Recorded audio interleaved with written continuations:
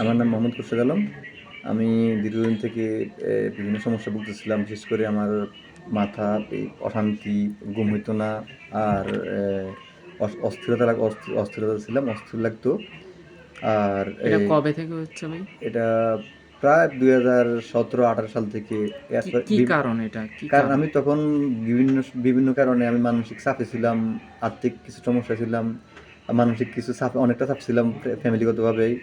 ওই দীর্ঘদিন মানসিক চাপে থাকার কারণে একটা সময় আমি প্রেশার নিতে পারেন নাই? প্রেশার নিতে পারি নাই, চাপ নিতে পারি নাই। একটা সময় আমার শারীরিকভাবে আমার এই সমস্যাগুলো তৈরি হয়েছে।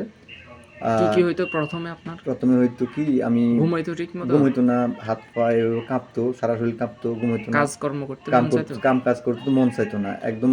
টুকটাক কাম করলেও, খেতে খামার কাজ করতে পারলেও সমস্যা হলো না। তবে আমার টেকনিক্যাল যে কাজগুলো, আমি ক্যাপিটাল কাজ করতাম, ইলেকট্রিক্যাল কাজ করতাম।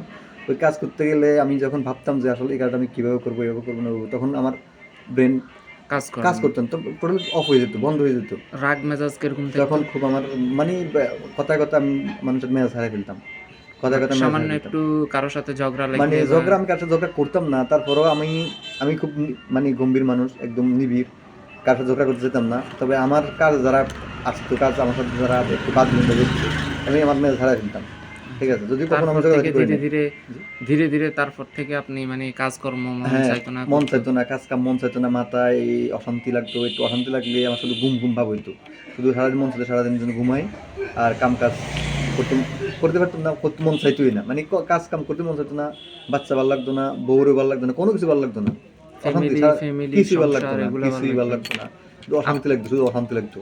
এই ঠিক আছে, সমস্যা হ্যাঁ, ছিল, অশান্তি লাগতো, এটা ঘুম হতো না। হচ্ছে মানসিক ডিপ্রেশনের কারণে হ্যাঁ, এই সমস্যাটা হয়ে থাকে। আহ, উনি দীর্ঘদিন প্রবাসে ছিলেন, তো ওইখানে থাকা অবস্থায় পারিবারিক যে একটা চাপ বা উনি যে টাকা পয়সার সমস্যার কারণে যে একটা মানসিক প্রচণ্ড পারিবারিক চাপ সম্পর্কের চাপ পড়ছে। পারিবারিক সম্পর্কের একটু প্রেশারটা পড়ছিল, চাপটা পড়ছিল, বিভিন্ন ধরনের প্রচণ্ড, সম্পর্ক। তো হ্যাঁ, ওইটা থেকে ওনার এই মানসিক ডিপ্রেশনটা তৈরি হয়েছে। উনি আমার কাছে আসছে আরও 2 মাস আগে। আপনি তো একবারে ওষুধ নিছেন, হ্যাঁ জি, ভাই? একবার ওষুধ নিচ্ছি, একবার আচ্ছা, ওষুধ নিচ্ছি। তো 1 মাস ওষুধ দিছিল, খাওয়ার পরে ভালো লাগছিল, ভালো আছিলেন? ভালো লাগছিল, হ্যাঁ। আশা করি ইনশাল্লাহ ওষুধ খান, ইনশাল্লাহ আপনি সম্পূর্ণ সুস্থ হয়ে যাবেন। ভালো করার মালিক মহান আল্লাহ তাআলা। ঠিক আছে?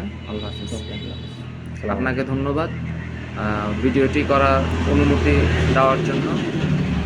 ঠিক আছে?